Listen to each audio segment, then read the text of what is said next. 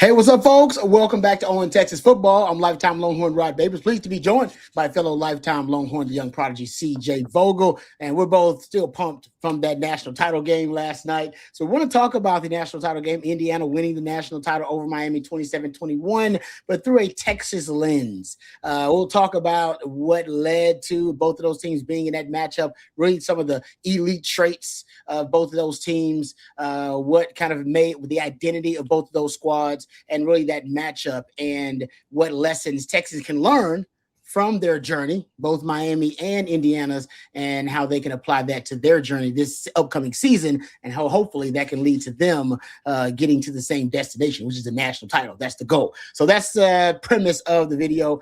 Thanks to our friends over at South Point Dodge. We'll tell you more about them later on the program, but southpointdodge.com. Go check them out today. All right, CJ. Man, this was a great game. Number one, I thought it was a fantastic game.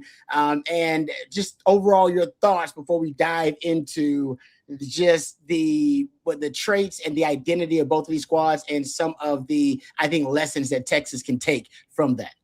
Well, I think the overwhelming factor for both teams was the play of the trenches, right? It was Miami's front, it was their pass rushing, and then on the flip side, it was, can the Miami, offensive line create a running game in the second half because they weren't able to in the first half. So on the flip side, it was the run stuffing ability of Indiana against Miami, who, as we've seen over the last 3 or 4 weeks of the playoff, Miami leaned on that run game and they couldn't get anything going. And Rod, I know that we can talk about complimentary football, and there's a lot of lack of complimentary football, I guess, from Miami early in that game that I'll get to, which draws in comparison to what we hear from Sark almost weekly now.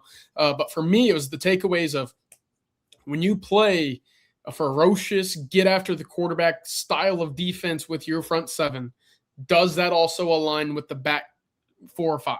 Right?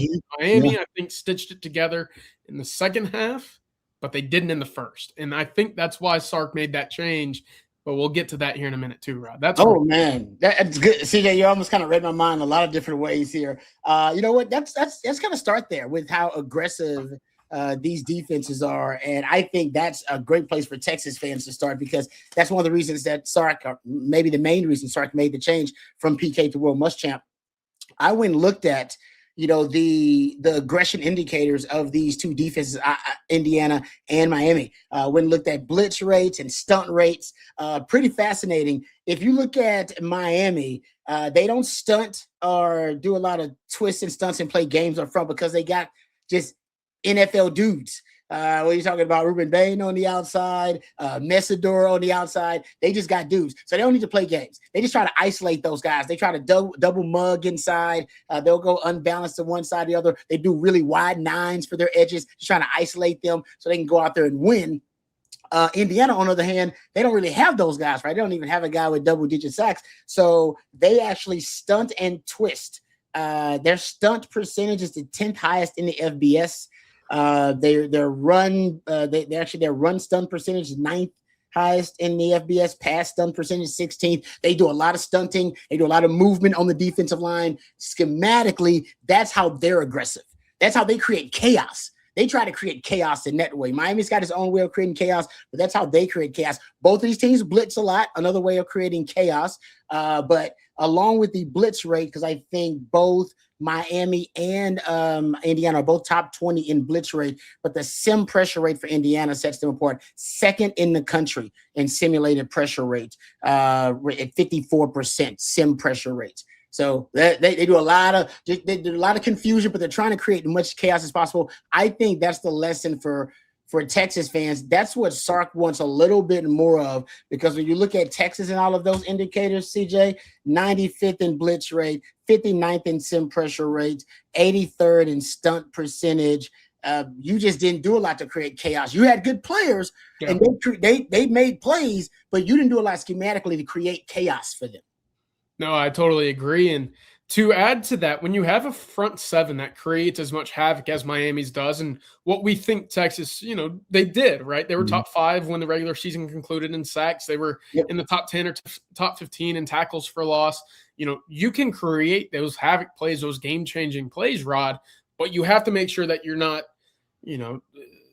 keeping or taking your foot off the gas on the back end.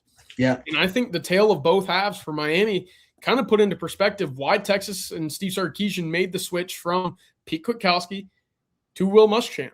Because in that first half, what did Indiana make its a whole living on offensively?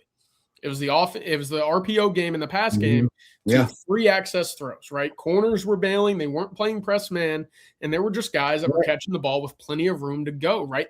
The screen game was working. The RPO game was working. Mendoza in the first half, 12 of 17 for 116 yards. All right, Indiana gets the ball out of halftime, and you have to switch something up. You cannot allow them to go up 3 scores potentially to start that second half. What does Miami do to counter that, Rod? They come in playing press man coverage. Those windows tighten tremendously. As a result, Mendoza oftentimes in the pocket sitting around saying, I don't know if I trust where my eyes are going. On top of that, my free access throws aren't there, and pressure's coming at me left and right and up the middle. He didn't complete a pass in that third quarter. Yeah. They had 3 possessions. They went 6 plays, 22 yards, 3 plays, -2 yards, 4 plays, and a punt. So that tells you it worked. Now, it was, again, a great adjustment later on, but that's the style that I think when Texas and Sark walked into Athens and said, shoot, man, it's third straight game. We can't do anything offensively. Yep. That's what he's moving towards. And I think that, to me, is the biggest encapsulation of the move from PK to Will Muschamp, and we saw it in first and third quarters for Miami. Love that, man. Good stuff there. Speaking of the wide receivers, I want to jump there too, because both of these squads had wide receivers that really, what's the best way, help their quarterback out in certain ways.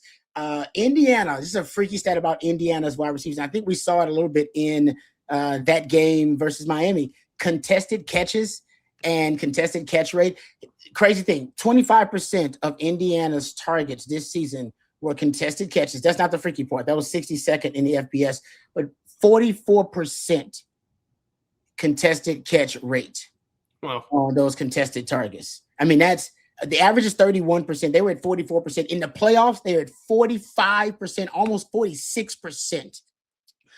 That's helping out your quarterback. We know Cam Coleman coming in. That's one of his X-Man traits, is that he is great on contested catches, specifically deep contested catches, led the country in deep contested catches with 9, had the highest contested catch rate on deep targets for any receiver with double-digit deep contested targets. So he's going to help you there. And then I went and look at Emmett Mosley, and he's in his career at 50. He's literally a 50-50 guy on contested catches. It makes sense. Right. So Texas actually is going to benefit from this a little bit going forward. But Indiana, that's something they did probably maybe better than anybody else in the country, arguably, is their contested catch ability. I believe it. And I love the way that they kind of built that lineup, right? That roster, that trio of pass catchers, because they really only use 3. It's Elijah Surratt on the outside. We saw Charlie Becker yesterday. Man, what? 2 big-time back shoulder throws. And, of course, Omar Cooper, who is probably your man beater there. And so that's kind of where I'm looking at Texas saying, okay, do you have a man beater? Is it Emmett Mosley if he moves down to the slot? Can it be a Ryan Wingo? Because we know Cam Coleman, for all the hype and acclaim that comes with him, his big time possession catch, right? Anything in his vicinity, he's more times than not coming down with. But can he create one-on-one and tight coverage? Do you have a guy like that? Could it be a Jermaine Bishop, right? So we'll see. But I loved the way that they built that. And the one thing I wish Texas would add, just kind of pluck from that Indiana offense to theirs, is the back shoulder throw, Rod. Yeah. It is so difficult. I'm sure you could talk about just how difficult it is to defend, because your full momentum's going one way without the anticipation of what's coming behind you and the stop on a dime with the wide receiver. It is – Aaron Rodgers made it look as easy as any quarterback's ever made it look easy. Curtis Rourke was fantastic last year at it for Indiana. Now Mendoza was fantastic at it. But if you can teach that and rep that, because that's not something Sark does very often in his playbook, you got the guys on the outside that can make that a very dangerous weapon for you in 2026. Yeah, that's money, CJ. I agree. And because of DB, it's so tough because you're supposed to stay on the upfield shoulder so I don't give up the deep ball. But how can you do that while simultaneously defending the back shoulder? You can't, which basically makes it indefensible if executed correctly. And Indiana's showing it right. If you're gonna stay on the upfield shoulder, what you're supposed to do as a DB, so you don't give up that deep bomb, then it's gonna always make you susceptible and vulnerable to the always. matter of fact, the better you are at defending the upfield shoulder, the more vulnerable you are to the back shoulder fake. So I agree with you 100%. And maybe that's the Cam Coleman. Evan Mosley seems like he's a guy that can do that. Great body control. I don't know if that's Ryan Wingo's strength, because Ryan Wingo. Matter of fact, this is a good topic to transition to. Yak. Because we talked about Indiana. They're great at the contested catch ability. And they got some good yak guys too, but Miami was built on yak. Right? Malachi Tony. They were third in the country in yak yards this season, with their wide receivers were yards after the catch. Top 5 in missed tackles forced too. A lot of that is Malachi Tony. He's a beast. Matter of fact, in this game, he had over 100 yards of yak yardage. Just yak yardage alone. I think they had 143 yak yards. I think he had over 100 of them. Anyway, but it got me thinking about Texas's yak yards and how they've kind of disappeared as of late. Now, last year, or a little over 1,700 yak yards by your wide receivers, yards after the catch, and just overall, I should say my words, but overall, and 6.6 yards after the catch per reception. You've been over 7 yards after the catch per reception in every year Sark has been here, except for this past season.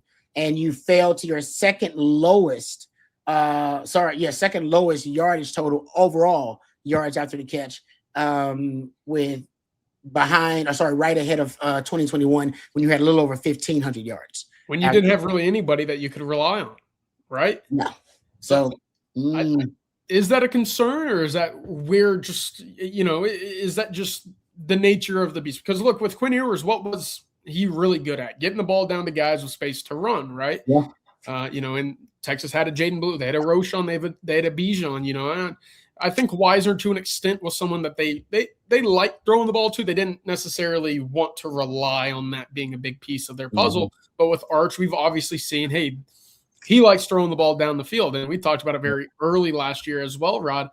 Sometimes it's nice to just take a little bit of chunk yards, right? Just take what you got and see if your guys can make a play. So that's what's going to be really interesting this year is, hey, with Malik Brown, with the Hollywood Smothers, you can let these guys work out of the backfield probably more so than what you could have in 2025. And on top of that, and here's where I see a lot of comments and expectations, right? Where can Texas go get a Malachi Tony, Rod? Where can they go get? Well, the answer is this. There aren't many Malachi Tonys. Seriously. And I know Texas fans are excited about a Jermaine Bishop, but look, I'm here to temper a little bit of the expectations, because we've seen a lot of really talented freshman wide receivers come in, and we've not yet really seen a whole lot of them make an impact right away. Now, I do think he provides a skill set, something that maybe with the ball in his hands, not many other wide receivers in that room can provide for you. Yep. But we've seen it time and time again. It's not a guarantee that talented freshman wide receiver will see the field at all. So, yes, he can be very talented, but to think, hey, right away, he could be your Malachi Tony in this offense, I don't know. We just haven't seen that outside of Xavier Worthy with Steve Sarkisian. Yeah, and he's just so strong for a freshman. Like, he's a freshman that strong. In terms of the guy made to force a lot of missed tackles too. All right, good stuff there. Something else that I want to dive into about this game and how Texas can see it through kind of a Texas lens. Let's talk about the penalties, or at least let's talk about Indiana being such a disciplined team. That's one of the things I think that really stood out, and still to this day is remarkable about their run. If you go look at overall penalties, Indiana, I mean, they were top 5 in penalties per game, third in the Power 4. They were second in penalty yards, only behind, I believe, Army was ahead of them, but first in the Power 4 in penalties. Texas, 132nd in penalty yards, 134th in penalties per game, and that has gotten worse. Actually, his most disciplined teams in terms of penalties were the Tom Herman teams that he inherited, actually. They were 45th and 55th in penalty yards and penalties per game in 2021. And then they've gotten progressively worse every year. I'm not going to break that down and waste your time. But here's a little factor what I found, and I did not like, CJ. I was doing research about this matchup and then found out that Miami is really bad too. So there's hope. Because Miami, they had one of the most penalized offensive lines in all of college football. They were 4th in offensive line penalties, 37 penalties on the offensive line, 4th most in college football, 24 false starts, which was second most in FBS, according to ESPN. Do you know how many false starts Texas had on offensive line? 15. I don't know. I don't know.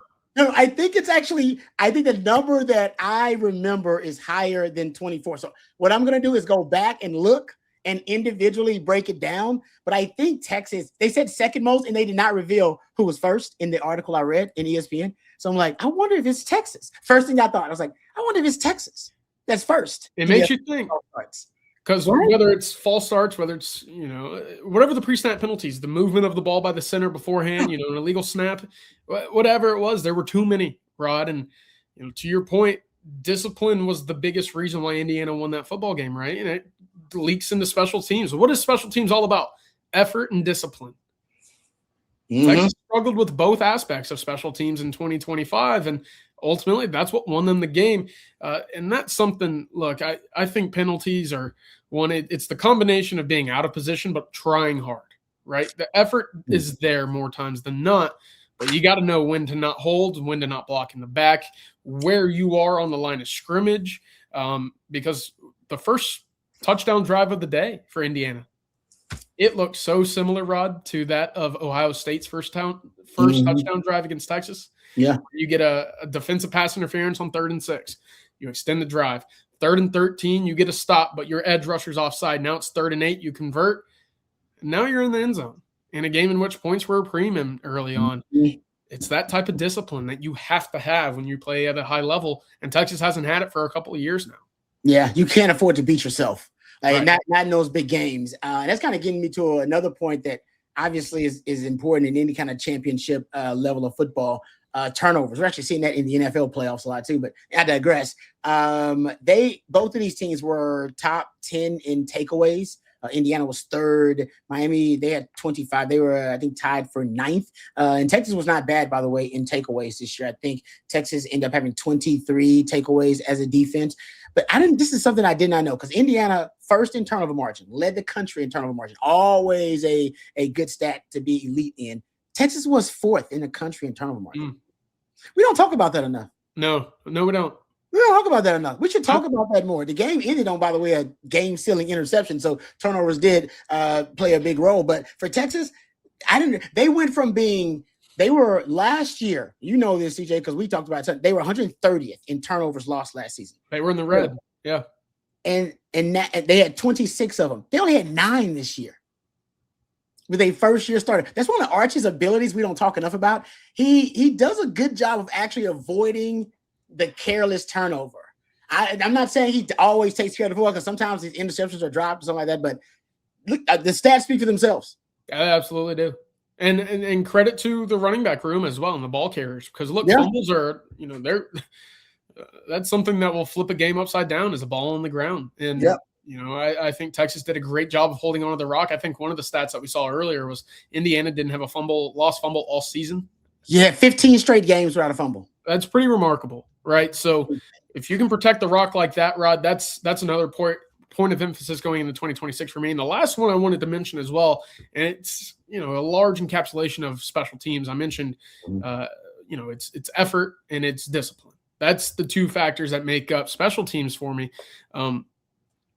Miami did not do a great job on special teams. No, obviously they had the pump blocked, they missed a field goal, but even beyond that, I want to go through their final 3 possessions and where the ball started for them.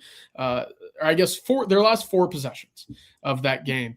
Rod, they received a punt and 3 kickoffs, and they did not have the ball outside of their own 20 to start the drive. Wow. The 12, the 7, the 19, and the 9, one of those you were backed up because of another penalty. Man.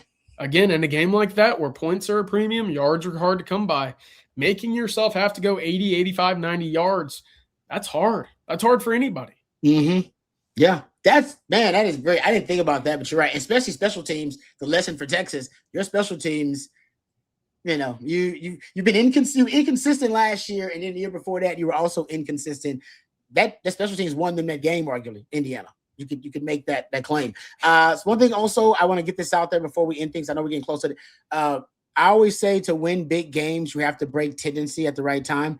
This is my favorite tendency breaking moment, and it was the 4th and 4 quarterback draw that ended up being the iconic touchdown for Mendoza. So apparently this is from quotes and the post game. CJ, you'll love this. So apparently the defensive coordinator, Corey Heatherman, knew the play was coming. Yeah. He claims, like I said, this is him in the post game. He claims that it's one of their go-tos. He said he added it had been Indiana's go-to on 4th and medium all year from that formation. A little 2-by-2 split. Yeah, he said we knew what the play was. It wasn't a secret. It was 2-by-2, 4 open. They were going to draw.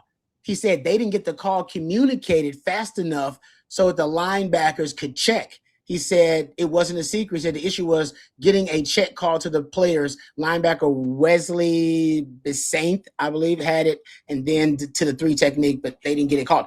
But here's the interesting, because Cignetti knew that. This is the tendency breaker, and Cignetti knew that. Cignetti says they put the quarterback draw look in this week. It was a 45-minute discussion in the staff room on how to block it. He said we blocked it differently than we blocked it all season.